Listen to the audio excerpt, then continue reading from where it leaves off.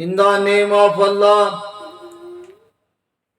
शुरू अल्लाह के नाम से जो निहायत रहम वाला मेहरबान है। और रिजालू कव्वामूना अलन निसा, ये पांचवें पारे की आयत है कलाम पाक की, जो मैंने आपके सामने पढ़कर बताया हूँ। और उसका तर्जुमा ये है, मर्द आखी में औरतों के। तो अल्लाह रब्बुल इज़्ज़त कलाम पाक में फरमा रहा है कि मर्द को अल्लाह ने हाकिम बनाया है औरतों पर। और मेरे भाइयों, ये तो अल्लाह का फरमान है कलाम पाक में, ये हम पर लाजिम है और हमें मानना चाहिए, क्योंकि हम ईमान वाले हैं। हमारे पर फर्ज है मानना कलाम पाक, क्योंकि हम इस्लाम को चाहने वाले, अल्लाह को चाहने वाले, नबी को चाहने वाले हैं। ये तो हमारे परवरदिगार का हुक्म है हम पर, ये हमने मान लिए।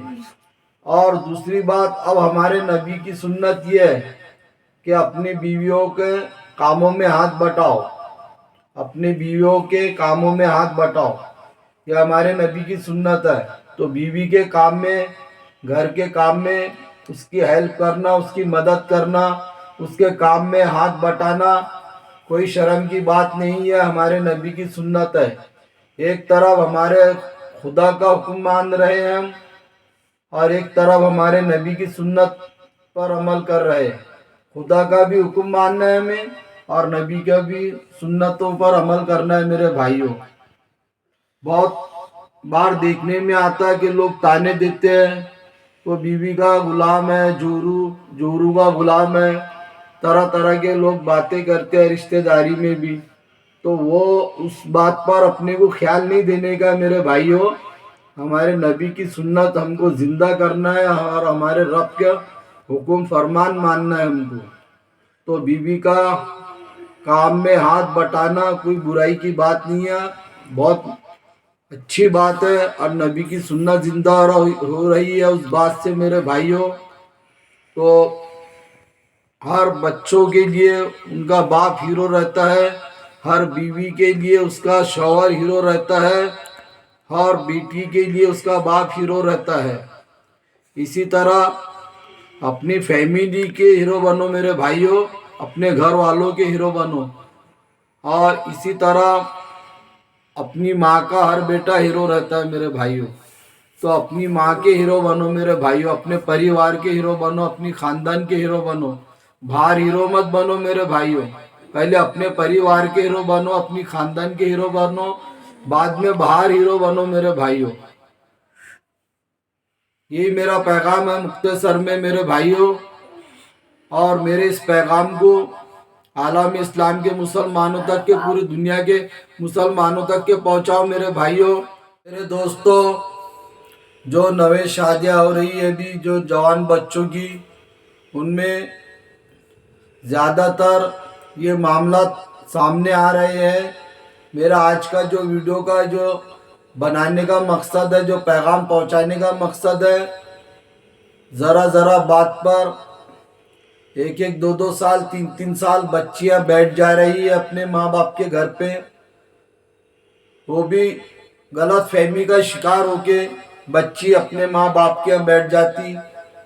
माँ बाप उसका सपोर्ट लेते हैं, बच्ची का सपोर्ट लेना अच्छी बात है, हर माँ बाप अपनी औलाद का सपोर्ट लेता है। मेरे दोस्तों, मैं ये नहीं बोलूँगा कि अपनी बच्ची का सपोर्ट मत लो, लेना चाहिए, हर माँ बाप अपनी बच्ची का सपोर्ट लेता है।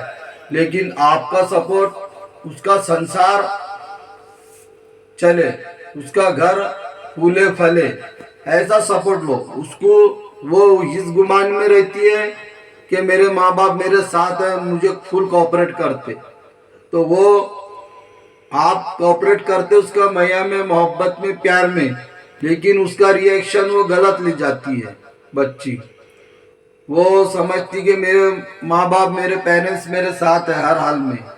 तो मेरे भाई, हर बच्ची के साथ उसका पेरेंट्स, उसका परिवार हर हाल में उसके साथ खड़ा हुआ रहता है, बहुत अच्छी बात है, खड़े रहना चाहिए।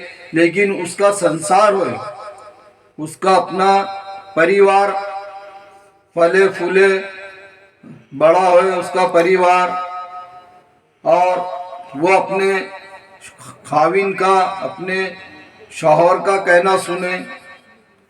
इस तरह उसका सपोर्ट करो, ऐसा उसका ज़हन बनाओ कि बेटा नहीं, वही तेरा मेन घर है, हम तो तेरे लिए कभी भी खड़े हुए हैं, ये तेरा घर है, तू आ जा, जब दिल बोले तेरे को जब हमसे मिलने के लिए, ये तेरा घर है। लेकिन अब घर वो तेरे शौहर का मेन है, उसका कहना मान, वो तेरा शौहर है। ज़रा ज़रा बात पर झगड़ा फिसाद नहीं करना चाहिए। और शौहर का भी काम है कि उसके माँ बाप को, उसके बहन भाई को बुरा नहीं बोलना चाहिए, गाली नहीं देना चाहिए।